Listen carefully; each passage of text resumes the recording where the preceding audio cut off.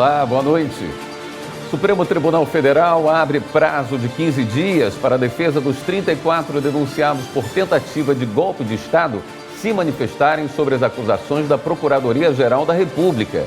O tribunal também retirou o sigilo da colaboração premiada do tenente-coronel Mauro Cid. STF aceita a tramitação de mais 2 recursos sobre tortura e mortes na ditadura. O Superior Tribunal de Justiça mantém decisão que retirou o nome do pai do registro de nascimento de um jovem por falta de vínculo afetivo. Justiça Federal determina busca e apreensão em endereços envolvidos em desvios de recursos da Universidade Federal de Santa Maria, no Rio Grande do Sul. O Ministério Público Federal denuncia 10 pessoas por fraude em empréstimos em nome de servidores públicos do Amapá. E ainda, acordo de cooperação técnica promovido pelo Conselho Nacional de Justiça vai ajudar os tribunais na solução de conflitos fundiários na Amazônia Legal. O Jornal da Justiça desta quarta-feira, 19 de fevereiro, começa agora.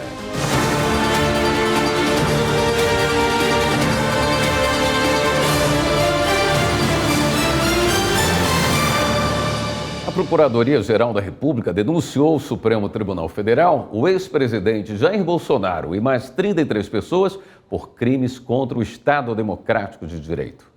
Eles são acusados de estimular e realizar atos contra os 3 poderes. Acompanhe os detalhes com Evne Araújo.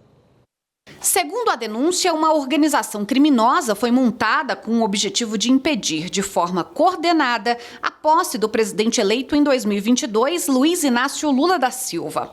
O grupo tinha como líderes o então presidente da República, Jair Bolsonaro, e o candidato a vice-presidente, General Braga Neto. Ao todo, a Procuradoria-Geral enviou 5 peças acusatórias ao Supremo Tribunal Federal. Todas elas se baseiam em papéis, arquivos digitais, planilhas e trocas de mensagens que revelam o esquema do que o Ministério Público Federal chamou de ruptura da ordem democrática. A denúncia descreve o planejamento e a execução de atos contra os 3 poderes da República. De acordo com as investigações, o plano teve início em 2021 com os ataques às urnas eletrônicas feitos por aliados e pelo próprio ex-presidente, com declarações públicas e na internet. O planejamento seguiu até julho do ano seguinte, quando Bolsonaro se reuniu com embaixadores e representantes diplomáticos para insinuar supostas fraudes no sistema eleitoral. Já durante o segundo turno das eleições, a apuração aponta que foram mobilizados aparatos de órgãos de segurança para mapear e impedir eleitores de votar no candidato da oposição. A PGR diz que foram notórias as convocações em redes sociais de um levante contra o Estado de Direito e o governo eleito, dando lugar a ações de fechamento de rodovias em pontos diversos do país e de instalação de acampamentos de pessoas clamando por intervenção militar às portas de unidades militares, a mais notória delas à frente do quartel-general do Exército em Brasília. Os procedimentos se mostravam coordenados e articulados nos moldes do almejado pela organização criminosa. Além disso, foram concebidas minutas de atos de formalização de quebra da ordem constitucional. Jair Bolsonaro, à época, chegou a apresentar uma delas, em que se cogitava a prisão dos ministros Gilmar Mendes e Alexandre de Moraes do Supremo e do presidente do Senado Federal, Rodrigo Pacheco. Mais adiante, numa revisão, concentrou a prisão apenas no então presidente do Tribunal Superior Eleitoral. O ministro da Defesa, general Paulo Sérgio Nogueira, também reuniu os comandantes militares para propor a consumação do golpe, tendo a adesão do chefe da Marinha e a recusa dos comandantes do Exército e da Aeronáutica. A Procuradoria-Geral da República fala ainda da operação de execução do golpe, em que se planejava até mesmo o assassinato do presidente Lula, do vice Geraldo Alckmin e do ministro Alexandre de Moraes. O plano, segundo a PGR, teve a anuência de Bolsonaro. Por fim, são citados os atos antidemocráticos do dia 8 de janeiro, nas sedes dos 3 poderes. Para a Procuradoria-Geral, a organização criminosa incentivou a mobilização que pedia intervenção militar na política.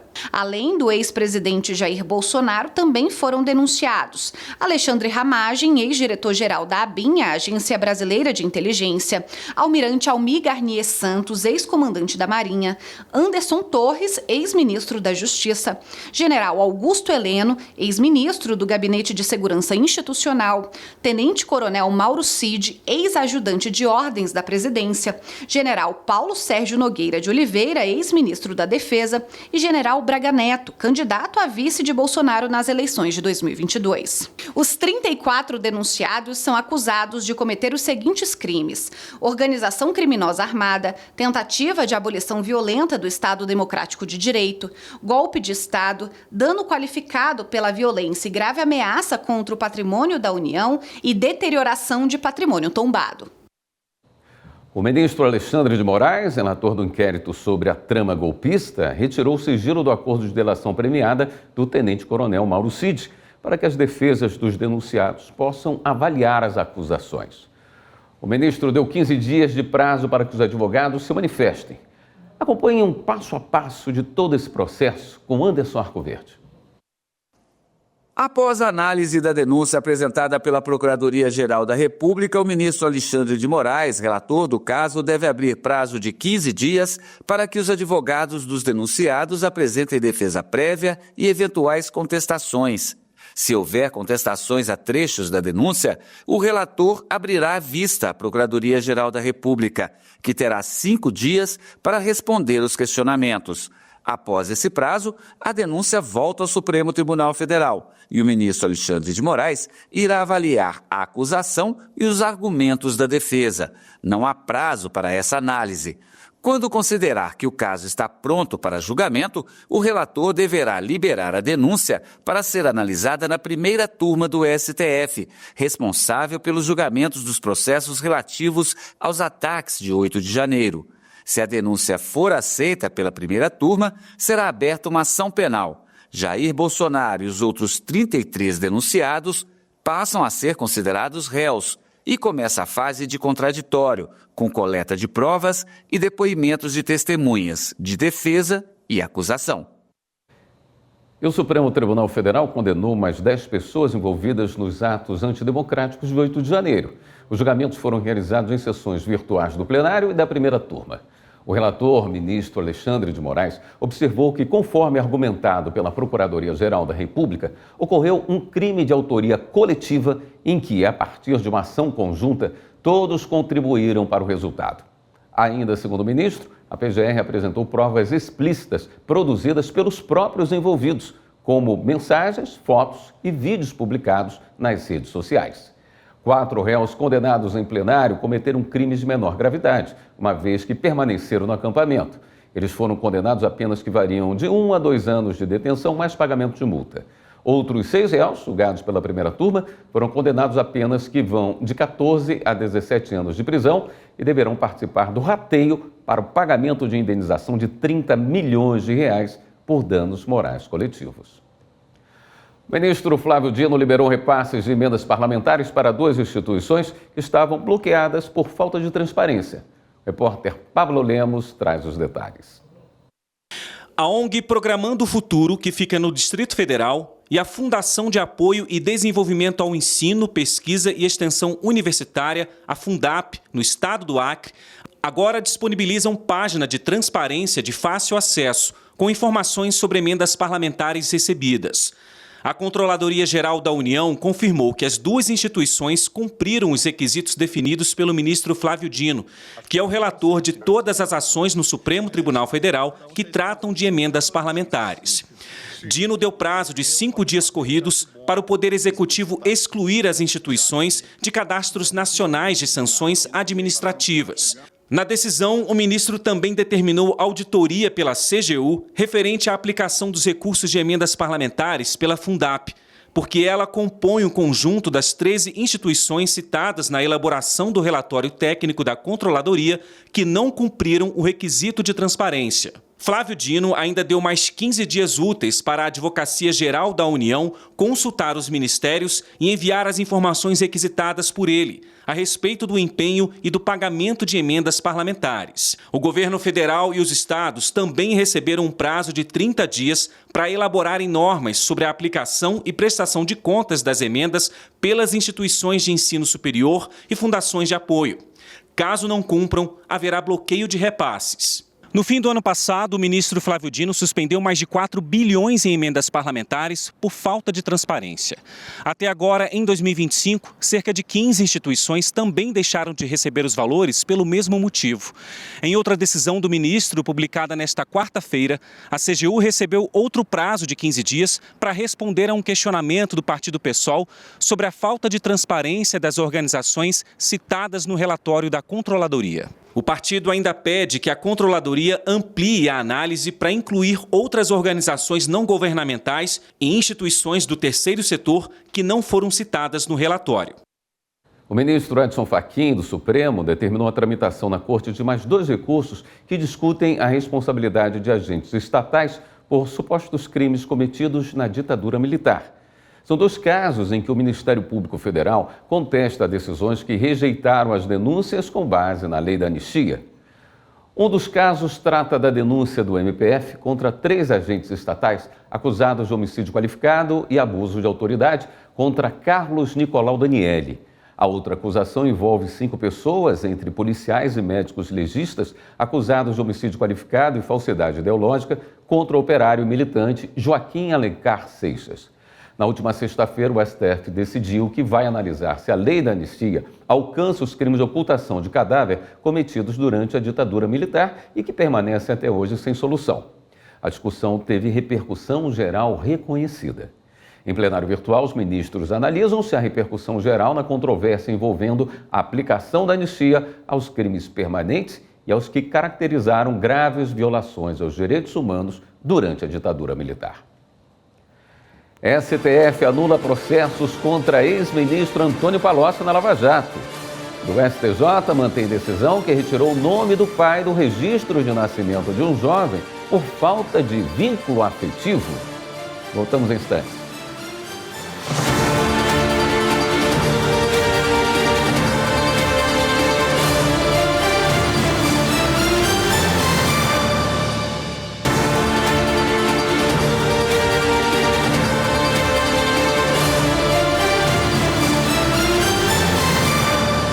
O ministro do Supremo Tribunal Federal, Dias Toffoli, anulou processos contra o ex-ministro Antônio Palocci no âmbito da Operação Lava Jato. Toffoli se baseou no mesmo entendimento já adotado pela Corte em julgamentos anteriores, que identificou parcialidade na atuação do Ministério Público e do ex-juiz federal Sérgio Moro, e definiu que o devido processo legal não foi respeitado ao longo da operação.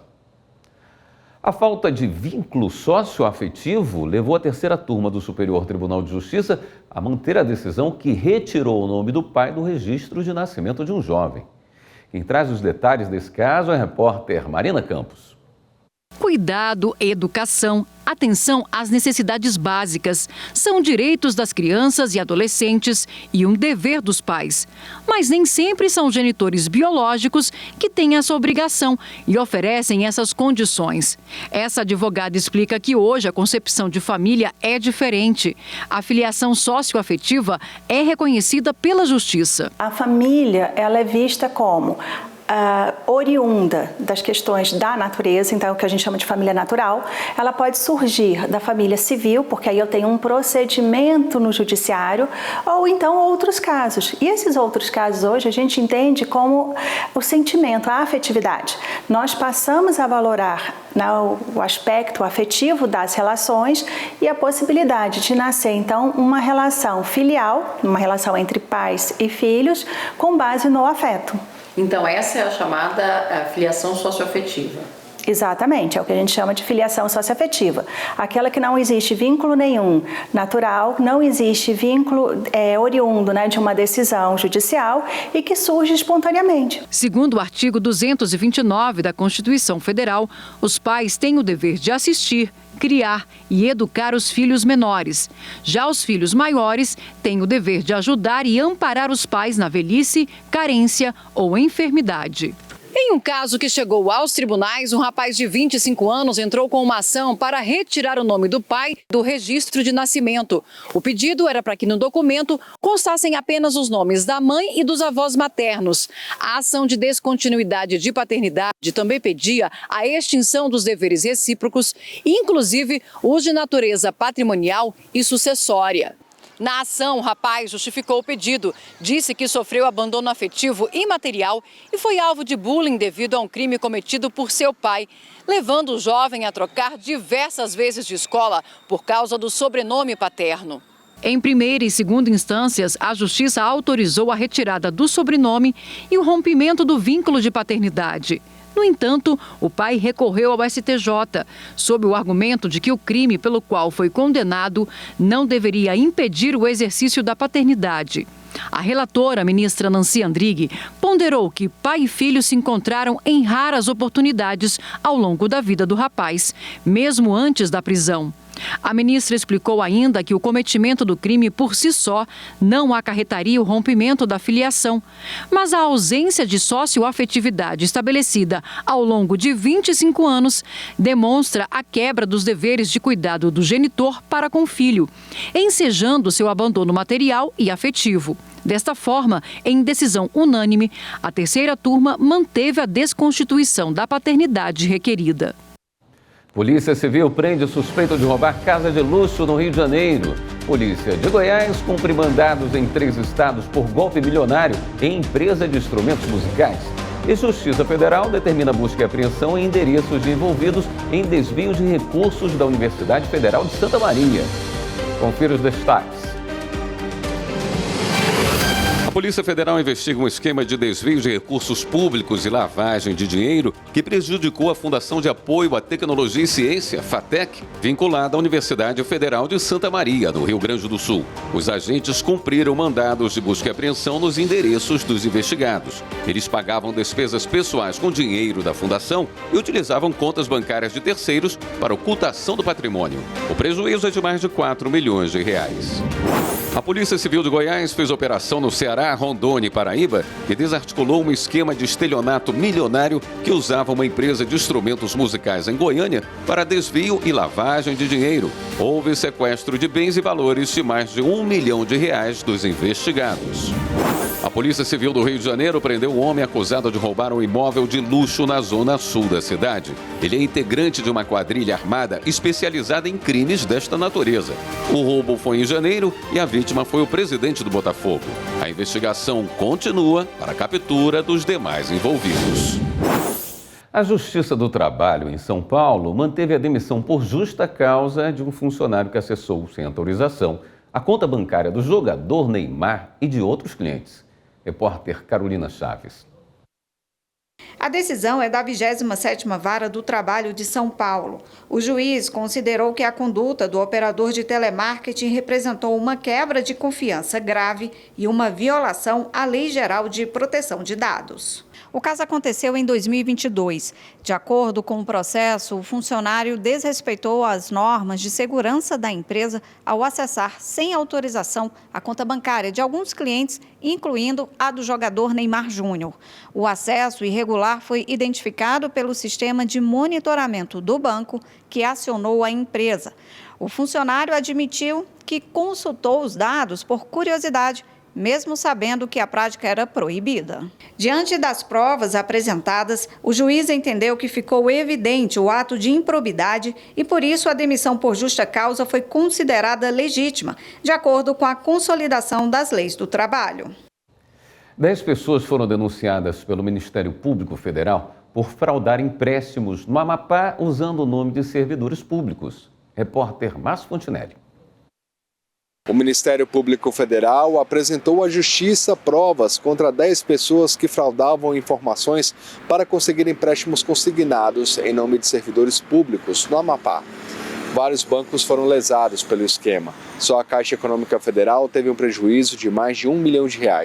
Os envolvidos devem responder por associação criminosa, estelionato, uso de documento falso, falsificação de documentos públicos, falsidade ideológica e inserção de dados falsos em sistemas de informação.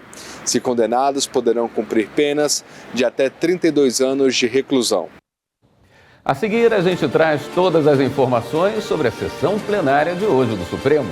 Voltamos em instantes.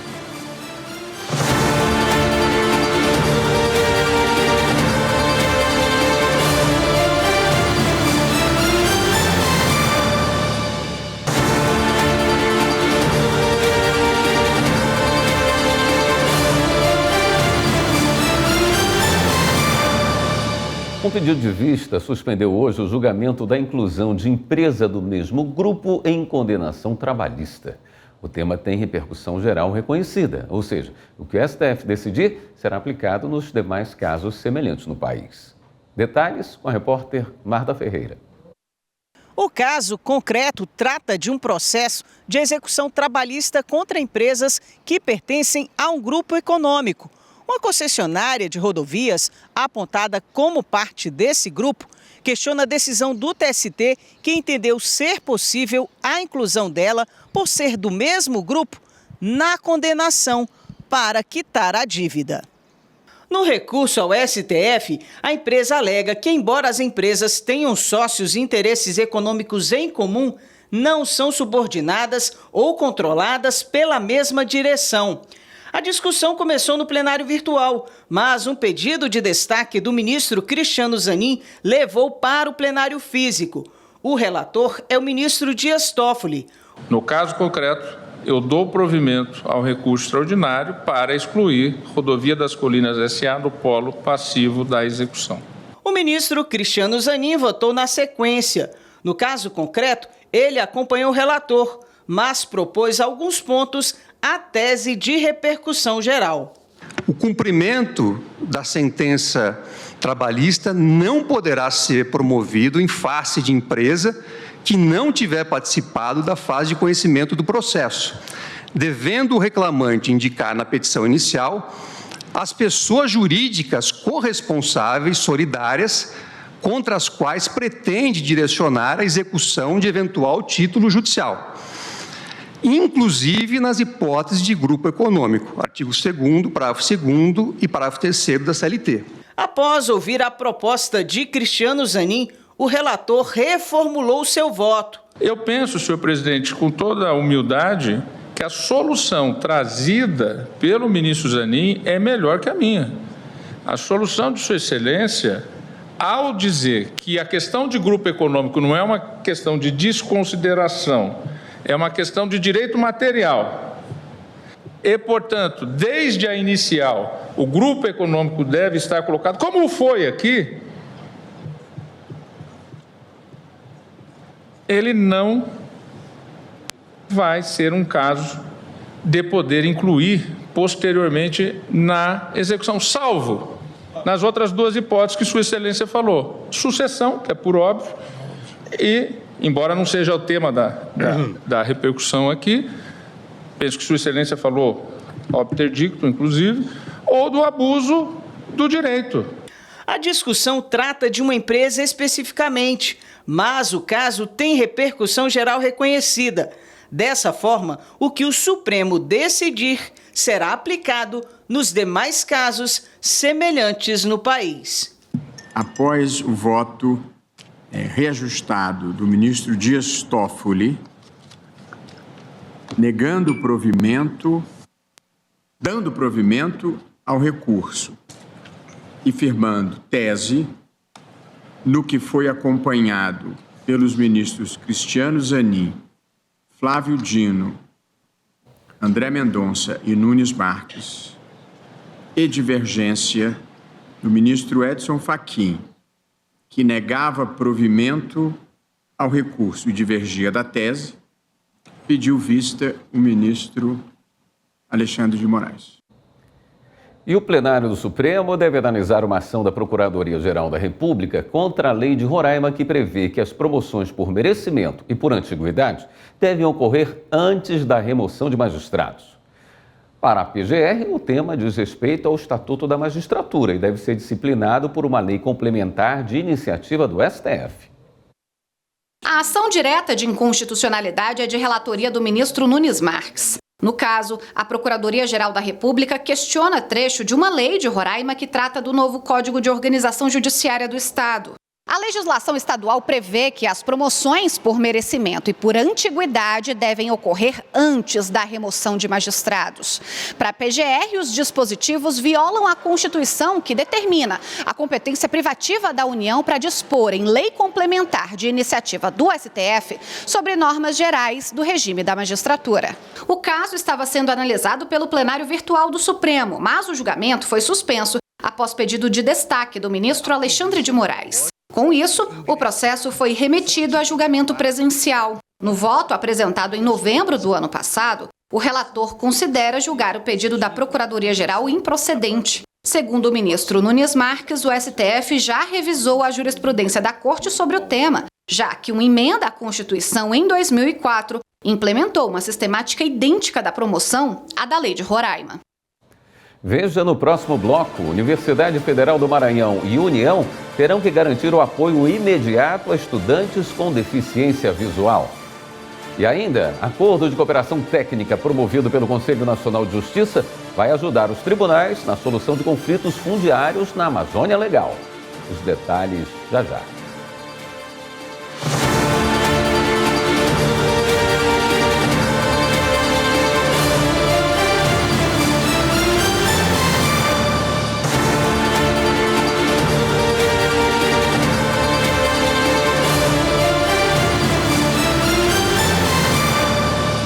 O Conselho Nacional de Justiça, a Universidade Federal do Pará e o Ministério da Justiça assinaram um acordo de cooperação técnica para ajudar os tribunais a resolver os conflitos fundiários na Amazônia Legal.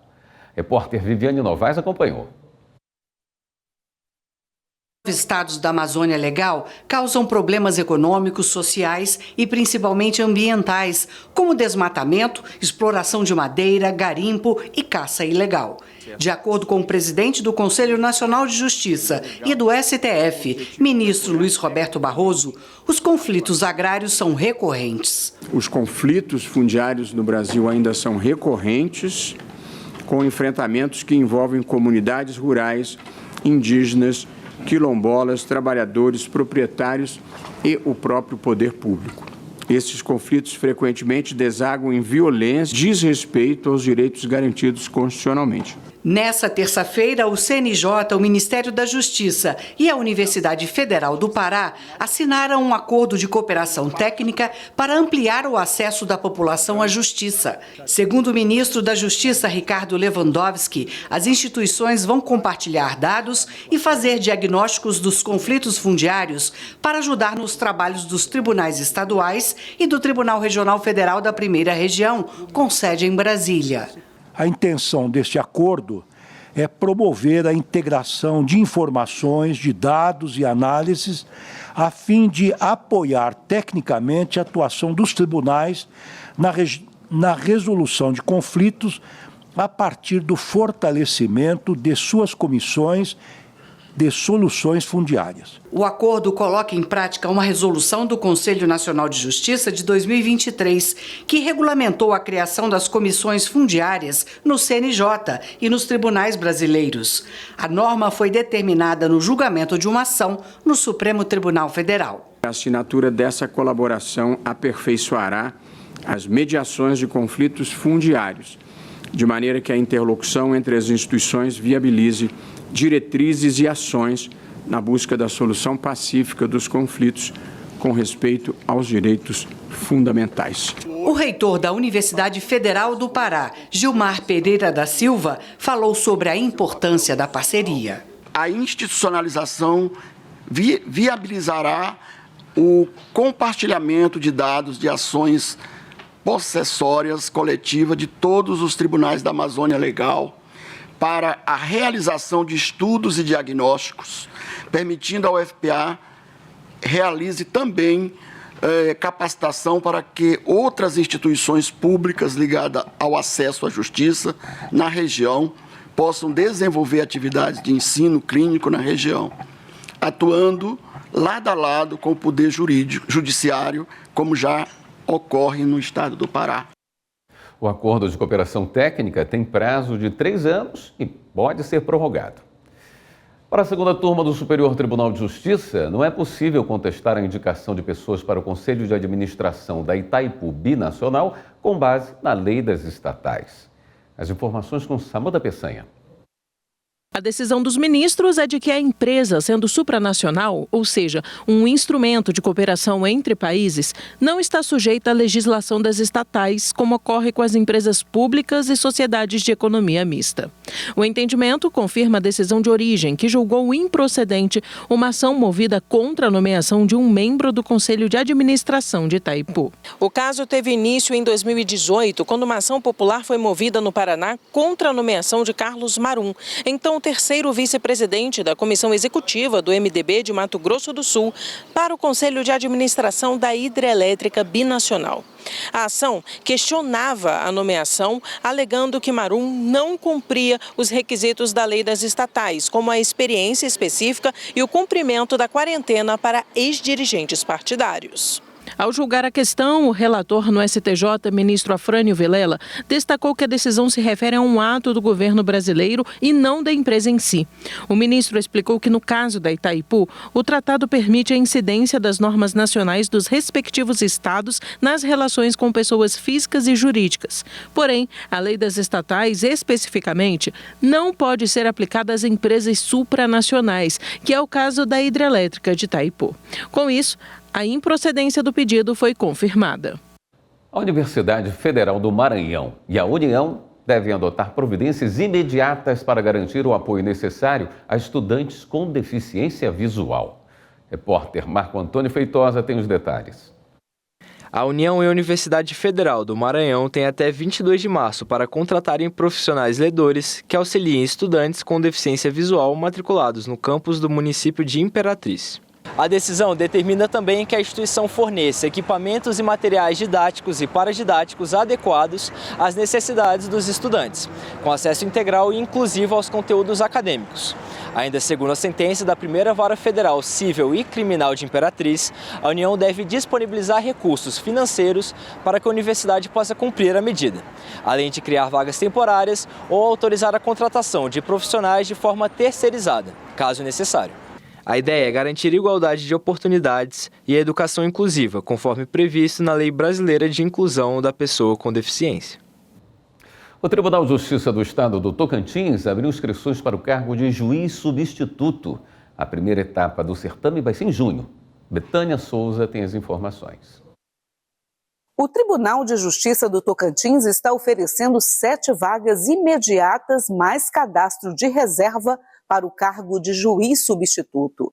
As inscrições podem ser realizadas até o dia 20 de março no site da Fundação Getúlio Vargas.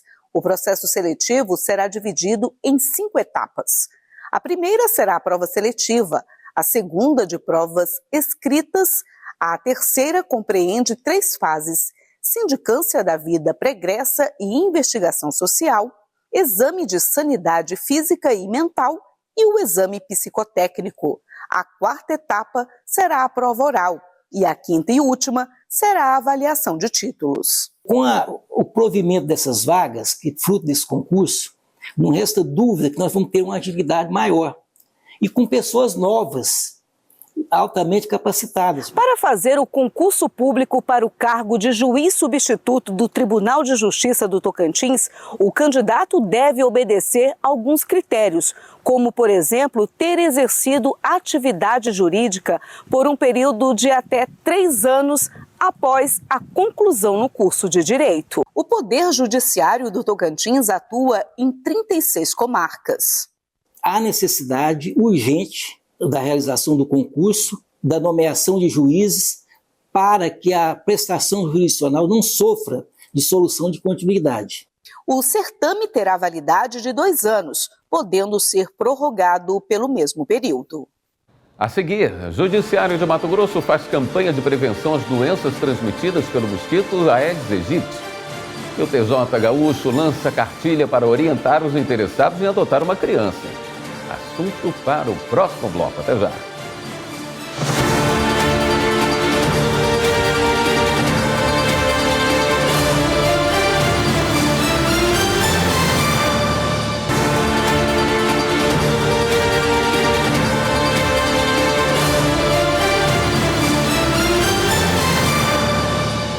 O Ministério Público Federal entrou com um pedido para que a maternidade de Rio Branco, no Acre, disponibilize enfermeiros suficientes para garantir o atendimento ao público. Márcio Fontinelli. O Ministério Público Federal decidiu acionar a Justiça novamente para obrigar o governo do Acre a cumprir a sentença provisória que determina que o Estado providencie enfermeiros suficientes para atender as gestantes na maternidade pública de Rio Branco. A decisão judicial saiu em 2024, mas até agora nenhuma providência foi adotada pelo governo do Estado. No pedido, o MPF exige que o governo local apresente informações atualizadas sobre as medidas que estão sendo adotadas para cumprir a determinação, sob pena de multa diária. O Ministério Público Federal entrou com pedido para que a maternidade de Rio Branco, no Acre, essa matéria eu acabei de passar para você. Vamos passar para a seguinte, por favor. O Judiciário de Mato Grosso faz um alerta sobre os perigos e os cuidados das doenças transmitidas pelo mosquito Aedes aegypti. Os números de casos preocupam no estado. Veja a reportagem.